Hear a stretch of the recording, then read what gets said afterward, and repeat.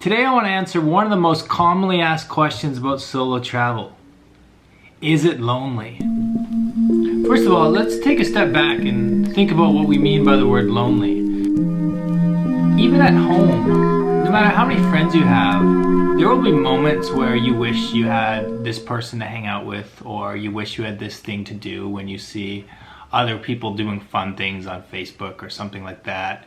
And you're like, oh, why am I at home tonight? Oh, I'm so lonely. But is that really loneliness, or are you just, is it just your mind kind of playing a trick on you and saying, oh, look at those people doing those fun things, I'm not doing those fun things, therefore I am lonely, right? Is that really loneliness? Are those people in the pictures thinking the same things about other people in their Facebook streams? You know what I mean? So especially today when we're all kind of watching each other's actions, loneliness becomes an interesting concept, and it's easy not to, I should say, it's important not to give in to the feeling that everything is loneliness, or even to think that loneliness is necessarily a bad thing.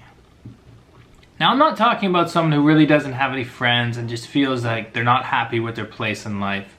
That's something that can and probably should be changed through a lot of, hard work and reflection and all those things. But like I said, being alone and taking time to get to know yourself can be a very powerful tool, whether you're traveling or whether you're at home or, anywhere. So yeah, to answer the question directly, like, are you lonely when you're traveling on your own? From my experience, from years of traveling, usually on my own, I would say there are moments where you wish certain people from back home were there, where you think like, oh, I have this friend who loves food, loves spicy food. I wish they were here to taste these Thai noodles with me, And when you get home, even if you meet that person again, you tell them about it, it's never quite the same. So like, there's moments that you wish you had to share with people, because when you share those experiences, they just become a really strong bond that you can really share and hold on to. So there's moments, but in terms of loneliness, if you put yourself out there, there will always be friends to be made. And now, what do I mean by put yourself out there? Do I mean like stand on a street corner with a sign, I'm looking for friends? No, not at all. I just mean put yourself in situations where there are people like you who might be looking for friends. For me personally, the place where that has occurred the most is in hostels. I love to stay in youth hostels. If you stayed in one or two in your life, you probably know why, because they're pretty awesome places. And there's a big misconception some people have about hostels, that they think that you're like reducing yourself to something because it's cheaper, and which it can be and usually is, but the social benefit is so much more important sometimes than even the cost savings. Because if you're looking for friends, I mean, every hostel you're ever going to go to has people like you traveling on their own, like just waiting to meet a new best friend. And I now have friends from all these different countries who I've met in all these different hostels. We have all these different experiences to share. And I mean, that's a cool thing, right? That's what travel's really all about. Listen, like, if you're at home thinking, oh, this is easy for you, like you're making YouTube videos, you're outgoing. No, I'm not. That's the thing. At least I really wasn't when I started traveling. If anything, travel made me more outgoing. Like I'm not the type to walk into a room of 20 people and be like, hey guys, what's going on? Where's the party tonight? I'm not that type at all. Don't feel you need to be this like larger than life personality to make friends, or to embrace solo travel, or to avoid being lonely. Because anyone can do it, and I truly believe that from my heart, and I want you guys to truly believe it too, because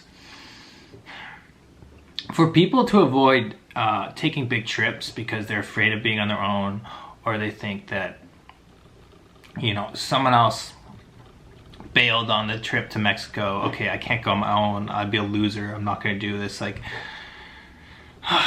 that is really a sad thing, because I mean, you're missing out on something that could change your life, really change your life. Change the way you think about friendships, change the way you think about other countries, change the way you think about yourself. And I mean, you know, we're going deep here, but I mean, that's the power of solo travel. And it's something that I've dedicated a lot of my life to. It's something that I highly recommend. And it's something that I hope no one is ever afraid of doing out of fear or insecurity about loneliness. If you guys have any specific questions about solo travel, I always enjoy talking about it, so leave your questions down in the comments. If you guys really want to get deep with this, I have an ebook that I made about a year ago. And it's the best guide I could put together to how to be a solo traveler and how to get over the fears that we've been talking about, how to get over that loneliness, how to get over other things, you know. Of course, it all comes from asking yourself questions and like having the right mentality. That's all the book's about. That's all this video is about. That's all life's about. It's just about having the right mentality. So I hope you guys have the right mentality. I hope you enjoyed a bit of what I've been rambling about today.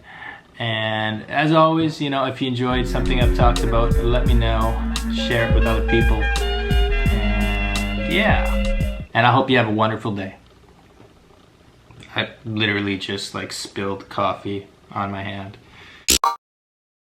This is why I don't see many people drinking coffee in videos.